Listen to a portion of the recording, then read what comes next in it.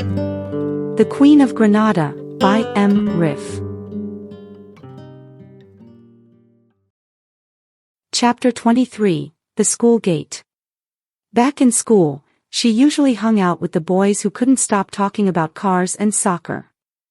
But their discussions weren't limited to regular cars, they delved into buses, trucks, excavators, and all sorts of motorized vehicles.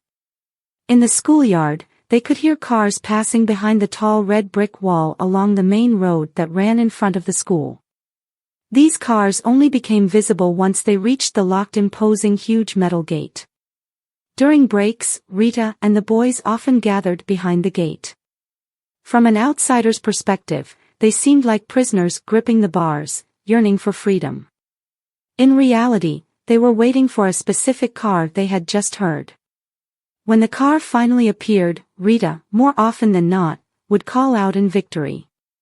She had once again accurately identified the car's make, engine power, and whether it ran on petrol or diesel. The boys quickly learned not to bet against her, or they'd end up skipping lunch because they'd lost their money to Rita. At first, they used to consider it pure luck, but gradually they became convinced that she had a secret. She could correctly guess the car's color, the number of occupants, the gender of the driver, and even whether there was a dog or a cat inside. Gradually, they all came to believe she must possess some sort of psychic ability. At times, it felt like she could read minds and predict the future. She could tell who would pass or fail an exam. Sitting in the back seat of the bus, Rita listened to the engine's noise beneath her seat. She tried to follow the driver's thoughts, especially when he shifted to fifth gear, causing the engine to roar like an angry beast. Rita would start a mental countdown from 10 to 1, but before she reached halfway, the driver would return to fourth gear.